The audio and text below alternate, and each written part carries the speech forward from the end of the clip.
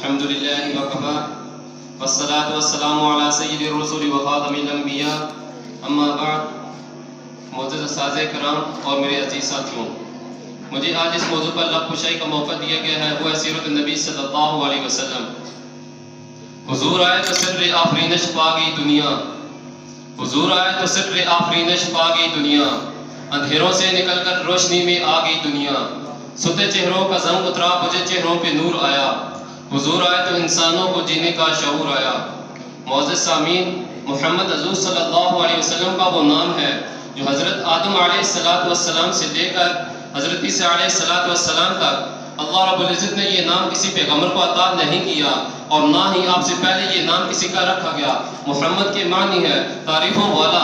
اگر آپ اس پر غور کریں، محمد اس ذات کو کہتے ہیں، اس ہستی کو کہتے ہیں، اس شخصیت کو کہتے ہیں جس کا سر سے لے کر پاؤں تک پورے وجود کا ایک ایک حصہ قابل تعریف ہو.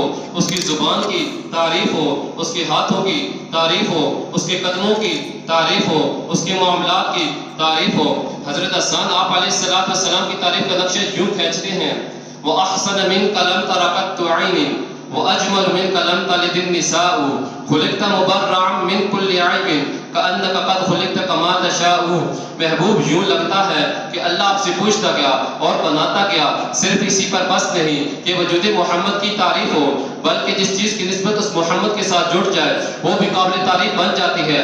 اگر وہ محمد مکہ کی دھرتی پر آتے ہیں، مکہ قابل تعریف بن جاتا ہے. اگر وہ محمد مدینہ کی دھرتی پر آتے ہیں، مدینہ قابل تعریف بن جاتا ہے. اگر وہ محمد بیت المقدس میں آتے ہیں، بیت المقدس قابل تعریف بن جاتا ہے. اگر وہ محمد حلیمہ کی جھونپڑی میں آتے ہیں، وہ جھونپڑی قابل تعریف بن جاتی ہے. اگر وہ محمد سید عائشہ کے بستر پر آ جائے، وہ بستر قابل تعریف بن جاتا ہے.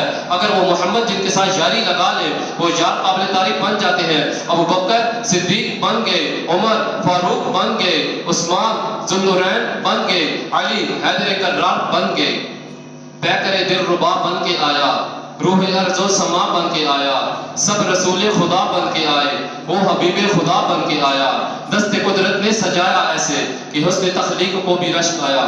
معزز سامعین، ہر نبی کو فضیلت ملی، مقام ملا، مرتبہ ملا، بلندی ملی، خوشحالی ملی، وقار ملا. تمام انبیاء کے انعامات کو، عنایات کو، نوازشات کو، خوبیوں کو جس گلدستے میں جمع کر دو، اس گلدستے کا نام ہے آمنہ کا لال، عبداللہ کا نور نظر، مکہ کا در یتیم، سرور کائنات، وجہ کائنات، شافی محشر، ساقی کوثر، سید الانبیاء، سید الاتقیاء، امام المجاہدین، امام المبلغین، حضرت محمد مصطفیٰ احمد مجتبیٰ صلی اللہ علیہ وسلم.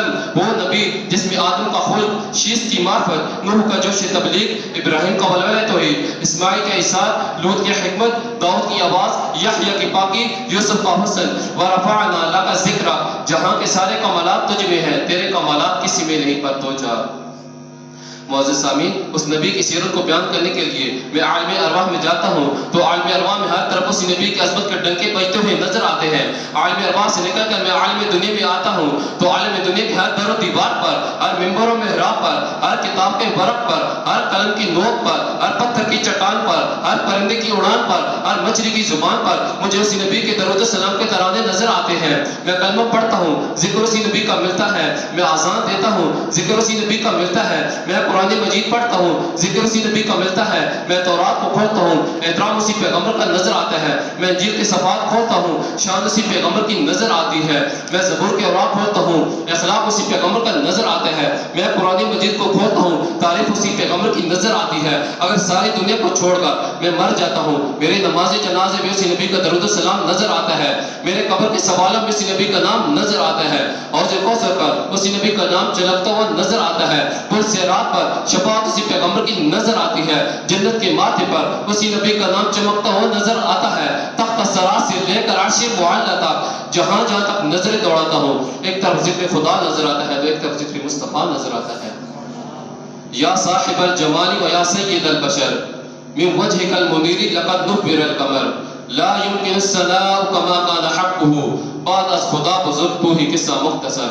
معزز سامعین، اللہ رب العزت قرآن مجید فرقان حمید میں میرے نبی کی تاریخ کو یوں بیان فرماتے ہیں: چہرے کا ذکر، والضحیٰ زلفوں کا ذکر، واللیل شہر کا ذکر، لا اقسم بهذا البلد، رحمت کا ذکر رحمت للعالمین، کردار کا ذکر لقد کان لکم فی رسول اللہ اسوۃ حسنہ، کملی کا ذکر یا ایھا المزمل، کمل کا ذکر یا ایھا المدثر، بولنے کا ذکر ما ینطق عن الہویٰ، غار کا ذکر اذ ہما فی الغار، یا کا ذکر اذ یقول لصاحبہ لا تحزن، اور آخر میں اللہ رب العزت نبوت کا دروازہ بند کرتے ہوئے ختم نبوت کا تاج پہناتے ہوئے فرماتے ہیں ما کان محمد ابا احد من رجالکم ولکن رسول اللہ وخاتم النبیین، نہ کوئی آیا ہے نہ کوئی آئے گا نبی مصطفیٰ کے بعد، نہ کوئی آیا ہے نہ کوئی آئے گا نبی مصطفیٰ کے بعد، اس نے نبوت کا قلم ٹوٹ گیا مصطفیٰ کے بعد، اللہ رسول کی لعنت و اس سے ساحل کرے دعویٰ نبوت جو مصطفیٰ کے بعد، وآخر دعوانا